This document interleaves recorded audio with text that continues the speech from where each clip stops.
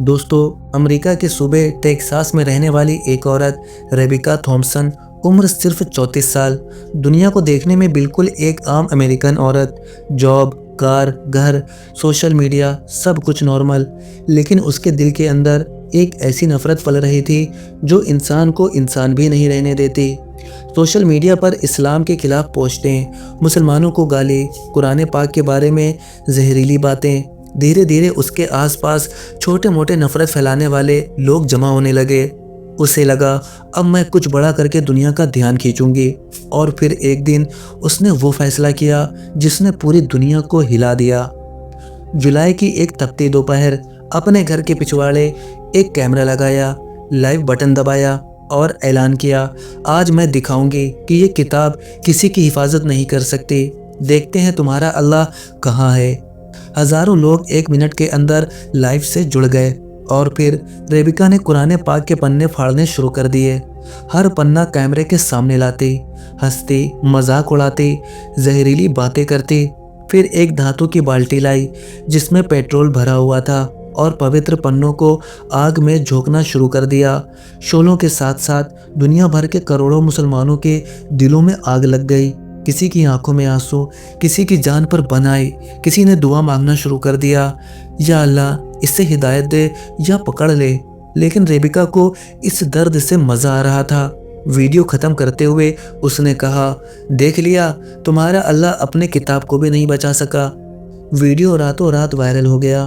لاکھوں مسلمانوں نے صرف ایک جملہ کہا، یا اللہ اس عورت کو ہدایت دے۔ ایک 12 سال کی چھوٹی سی بچی روتے ہوئے بولی، ہم کبھی کسی کی کتاب نہیں جلاتے، میں آج رات اس عورت کے لیے دعا کروں گی۔ اس بچی کا ویڈیو 50 لاکھ سے بھی زیادہ بار دیکھا گیا۔ لیکن دوستو، اصلی کہانی اب شروع ہوتی ہے۔ اسی رات ریبیکا سو نہیں پائی۔ آنکھ بند کرتے ہی ایک میٹھی خوبصورت آواز اس کے کانوں میں گونجتی، عربی لفظ، قرآن کی تلاوت۔ وہ چیخ کر اٹھ بیٹھتی، یہ کیا ہو رہا ہے؟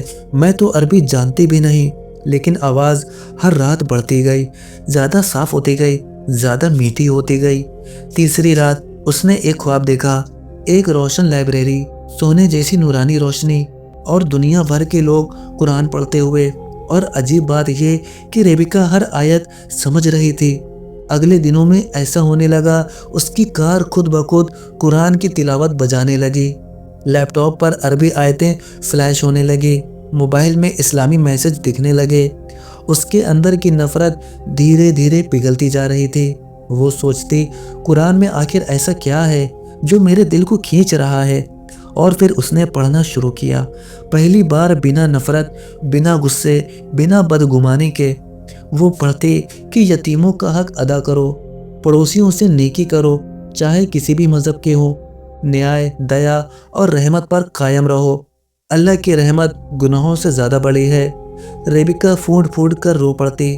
وہ کہتی، میں نے تو پوری زندگی اس کتاب کو بنا جانے غلط سمجھا۔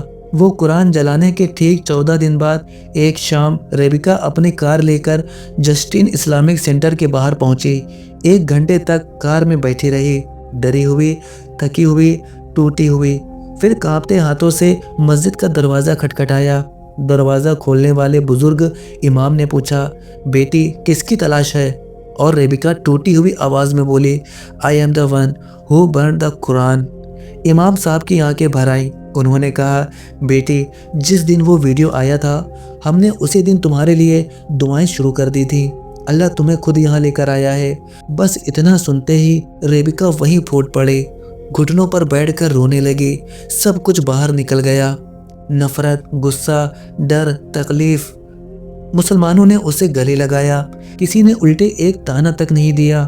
ریبیکا نے اسلام سیکھنا شروع کیا، قرآن پڑھا، نماز، دعا، رحمت، انصاف سب سمجھا، اور وہ جملہ ہمیشہ دہراتی، میں نے قرآن کو جلایا لیکن قرآن نے میرے دل کا اندھیرا جلا دیا۔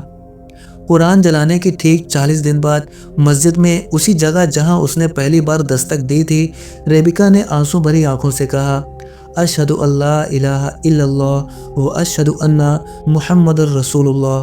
پوری مسجد میں سسکیاں گونج اٹھیں۔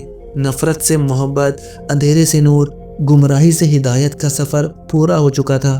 ریبیکا تھامپسن اب سسٹر امینہ بن چکی تھی۔ آج سسٹر امینہ یونیورسٹیز میں، مسجدوں میں، انٹرفیتھ گیدرنگز میں اپنی کہانی سناتی ہیں۔ وہ کہتی ہیں، میں نے قرآن کو جلانا چاہا، اللہ نے میری نفرت کو جلا دیا۔ دوستو، یہ کہانی ہمیں ایک سبق دیتی ہے۔ اللہ جب چاہے، جسے چاہے، جیسے چاہے ہدایت دے سکتا ہے۔ ہمارا کام صرف نیکی پھیلانا، دعا دینا اور صبر کرنا ہے۔ اگر یہ داستان آپ کے دل کو چھو گئی ہو، ویڈیو کو لائک کیجئے، چینل کو سبسکرائب کیجئے اور دوسروں تک ہدایت کا پیغام پہنچائیے۔ اور دوستو، جاتے جاتے ایک بات، جس دل میں قرآن کی محبت ہو، اسے دنیا کی کوئی نفرت ہرا نہیں سکتی۔ اللہ ہم سب کو سیرت مستقیم پر قائم رکھے، آمین۔